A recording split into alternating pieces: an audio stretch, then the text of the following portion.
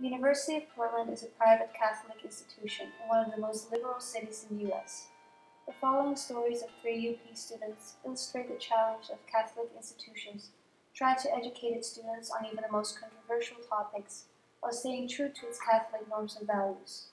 But their stories also illustrate the students' challenge to fight for the causes they believe in without overstepping free speech boundaries.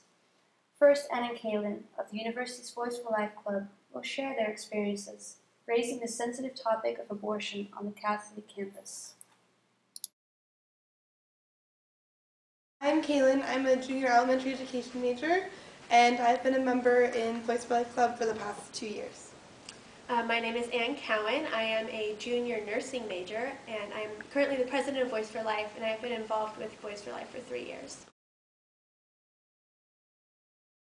I joined Voice for Life. I actually was searching for it when I came on campus, specifically because it's always been a passion of mine since I started researching it in high school, and I was looking into the science behind when human life begins and really kind of understanding what abortion meant in relation to that.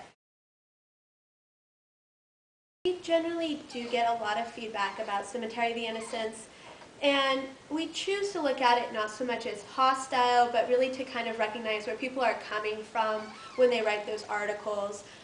Everybody has a core belief that human life should be respected. So the difference is really in how we were raised and maybe how much of the science we understand. And oftentimes people will react strongly to this visual because it does bring up a lot of strong emotions. I would always encourage that if people have any really strong emotions or feelings about Cemetery of the Innocents, that they should come and talk to us while we're at the booth, and we're always willing to engage in really low-key, really polite discussion. We don't like to use the word debate because we don't try to attack people's views or anything. We just really want to discuss with them and where they're coming from. This has been kind of a debate on campus for a while, and I understand where it's coming from. The thing is, the university is Catholic, and as a Catholic university, it is upholding kind of the Catholic ethical values, and so I understand why we don't have a pro-choice group on campus. However, I do think that there should be a way that students can express their opinions, and we're actually currently working with some pro-choice students to have a discussion board where we've gotten it okay for them to pick out their own panel and to be able to say, hey, we're pro-choice students and we really want to discuss our point of view, and to have a dialogue that will be open for the campus to come and watch. Carolyn Sutter is a senior at the University of Portland. Last year, she transferred from Gonzaga University after months of protesting to push the administration to allow the vagina monologues to be performed on campus. But the university's Board of Trustees did not give in. Carolyn decided to leave Gonzaga, disappointed that she was unable to convince the administration of the importance of discussing and fighting sexual violence on campus. The Vagina Monologues is a work written by Eve Ensler, and when Ensler went to write this work, she ended up interviewing a whole bunch of women, and each of these women had a story about something. And so what she did was she took each of these stories and turned them into monologues. And when the monologues are performed, there is one woman who gives each monologue. And every single monologue has something to do with a vagina, whether it's sex, rape, menstruation, anything. It all has to do with vaginas. So the whole idea behind this is that the monologues are supposed to be a tool for female empowerment. Gonzaga University is a Catholic university, and when you agree to go there, to a certain extent, you're agreeing to respect and abide by Catholic doctrine.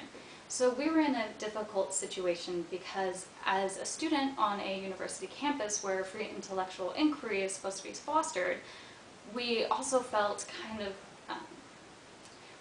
like we were obligated to respect certain aspects of Catholicism, and also to respect certain students' beliefs. Some students are not comfortable with discussing women's sexuality or men's sexuality, anyone's sexuality, out in the open. And so when I say that we were tame, I mean that we were cautious in how we presented things. The key was that we wanted to be respectful, and that we didn't want to create an environment where people felt like they couldn't speak about their opinion, whether it was for or against. So our biggest thing was informing people with facts both ways and making people comfortable and making people aware and comfortable to talk about an issue that is kind of taboo in our society. I felt like by not allowing the monologues, they were taking the safe route, essentially, that they were doing what was easiest for them, and they weren't addressing these difficult issues that you're supposed to be able to address in an academic environment. You're supposed to be fostering every type of idea imaginable. And so I didn't want to be affiliated for that reason, and also because I felt like the university didn't care about sexual violence. It didn't matter whether or not they allowed the monologues. It was more that we were trying to say, look, we're having a problem. Women are being raped and assaulted, and it's not being reported, and it's not being addressed, and there are no consequences. And so we really wanted the administration to know that this was a problem. It was like they got really stuck on this issue of allowing or not allowing the monologues. And the whole purpose of the monologues was to be a vehicle to start discussing sexual violence. University of Portland is definitely on that list of schools that have not allowed the vagina monologues, but I don't see the same ignorance, I guess, here. It seems like the university here isn't ignoring the problem of sexual violence and women who face sexual violence, and I feel like really there is like a team effort going on, that everyone is looking about how to address this issue, and no one has said no.